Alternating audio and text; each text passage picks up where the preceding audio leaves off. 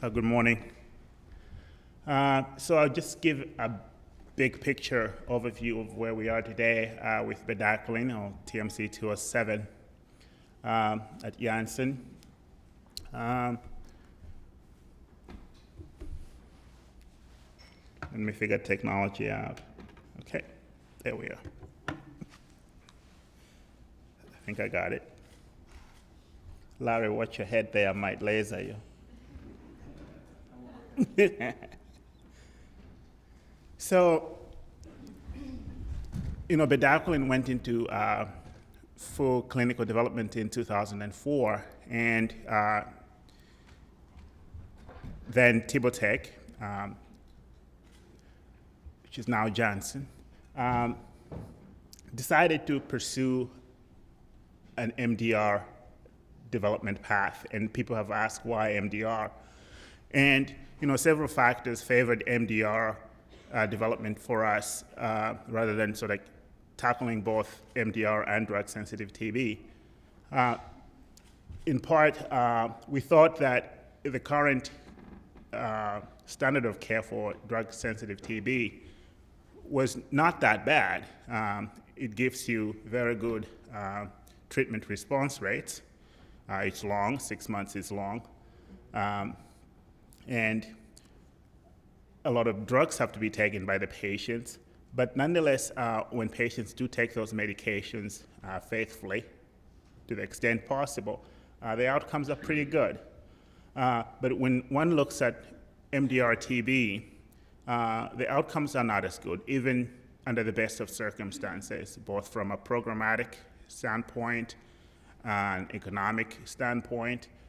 It's still very challenging to get good outcomes with MDR-TB. So, in addition to that, in the early studies with TMC 207, a pharmacokinetic interaction was noted whereby the presence of rifampin caused a 50% reduction in exposure to TMC 207. And this meant that you could really not combine TMC 207 with a rifampin-containing regimen. So the logical path for the company was to look at MDR-TB. So I guess this is a choir, and I'm preaching to it for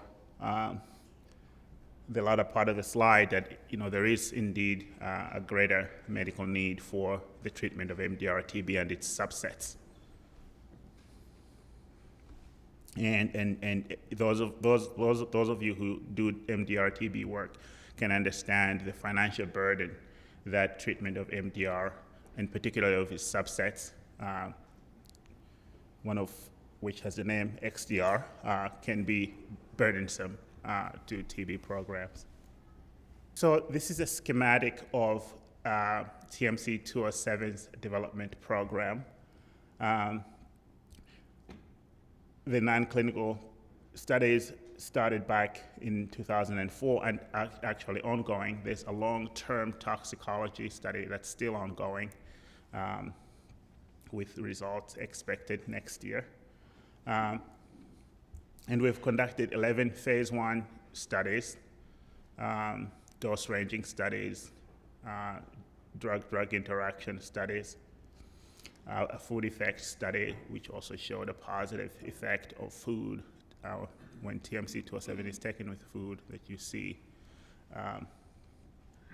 almost a doubling of exposure to TMC 207. And then subsequently, we did an EAB study, C202, with 75 patients, results of which led us to make a decision to go into phase 2 studies. The phase 2 studies were done in stages. C208 was an exploratory study with patients in South Africa. It was a randomized controlled trial whereby TMC 207 was going to be given to newly diagnosed MDR patients in combination with a background regimen for 8 weeks.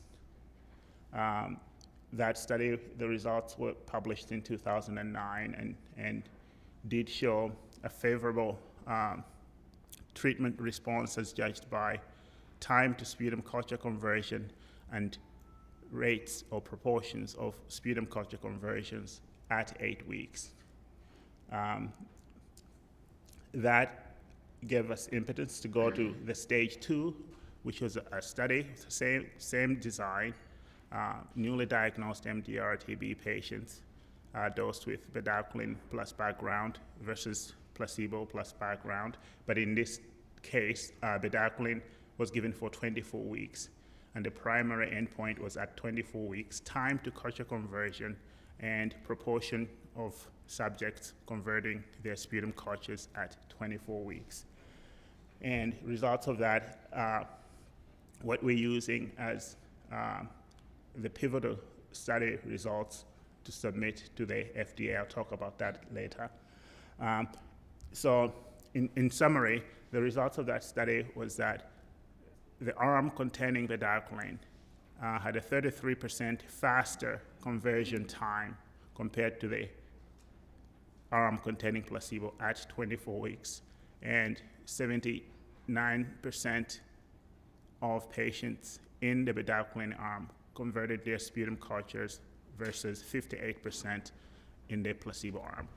So those are the results that, as I said, we're using to seek conditional approval from authorities. In addition to that, we did a C209, which is a study to get more safety data on patients.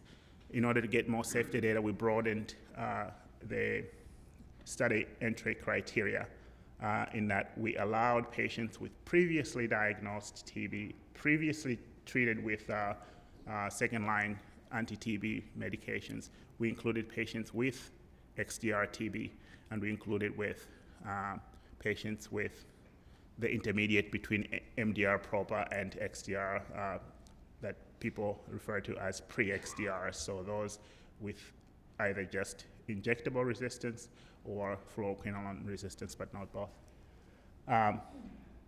It wasn't a placebo-controlled study. It was an open-label study, so everyone in that study got TMC 207. We just wanted to get more data. The primary controlled data for safety would be obtained in the C208 study. So those were supplemental data to the safety profile of TMC 207. And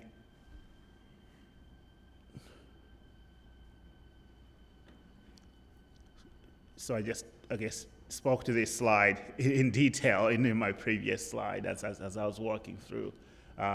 Just quickly, in summary, the phase 1 studies show linear PK, positive food effect. Rifampin lowers exposure to TMC 207 by 50%. Administration of certain antiretrovirals that we looked at, nevirapine and boosted lopinavir, had interactions that we think could allow co-administration of TMC 207 with these antiretrovirals. And we also noted that TMC 207 has a long terminal half-life. It takes about 2 weeks to begin to reach steady state. And those pharmacokinetic interactions have always been taken into consideration when designing dosing and other characteristics of our studies. TMC 207 is dosed at 400 milligrams every day for the first 14 days, and subsequently it's dosed 200 milligrams TIW 3 times a week. It comes in 100 milligram tablets. The phase 2 trials, as I said, there was the EAB study. A caveat, you might have seen a previous slide showing an EAB profile of various combinations of drugs, and you might see a flattening in the first 5 to 6 days in a TMC 207 arm. TMC 207 does have that lag in terms of, in an EAB study, there's a 5-day lag where it seems like it's not killing bacteria. TMC-207 works by inhibiting ATP synthase. ATP synthase is the enzyme responsible for assimilating energy from nutrients, mostly glucose, into a high energy ATP bond through an electrical intermediary. And people have begun to build theories as to why that happens, that perhaps the organism has stores of ATP that it has to use up before it can start dying, and or that it might scavenge ATP in its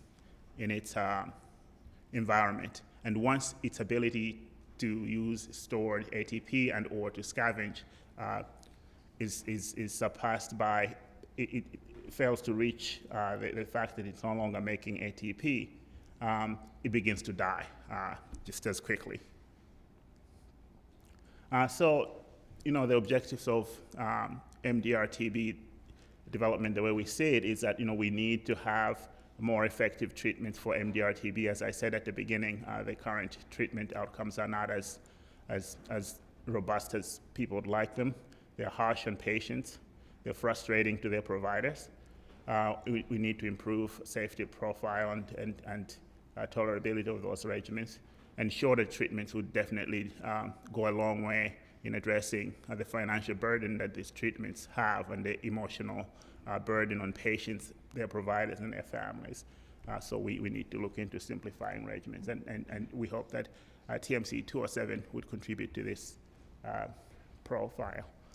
I'm going to show you this schematic of our planned phase 3 study. We plan our phase 3 study based on the so-called Bangladesh regimen, a 9-month MDR regimen. We would compare a TMC-containing arm and a placebo-containing arm on a background of other drugs used to treat MDR-TB. And the primary endpoint would be relapse-free cure 6 months after all drugs have been stopped. That's comparing arm A and arm B. And secondarily, would look at relapse-free cure at one year after all treatment has been stopped. Patients who are failing in the two arms starting at 2 months will be rolled over into arm C. Arm C will contain an individualized regimen for MDR-TB. Patients will receive TMC-207 since the study will remain unblinded. So those that were in the TMC-207 arm will receive more TMC-207. Those who are in the placebo arm will receive 6 months of TMC-207. So we hope that this will be the confirmatory study to show that bedaquiline can achieve response, is superior. It's a superiority study. Is superior to the background regimen using the Bangladeshi model. And this will also have MDR-TB patients. There will be pre-XDR patients allowed. So we have a lot of hope, and we're hoping that one day we'll be able to make a difference to many patients and their families, and at least help the frustration that comes with trying to treat TB at many, many, many levels. So we've submitted data to the regulatory authorities. We submitted to the FDA in June, and we sought a priority review, which we have been granted. And on November 28th, we have an FDA advisory committee meeting scheduled. So we're looking forward to that, and we have also submitted to the EMA. We did that in August. So for your calendars. Thank you.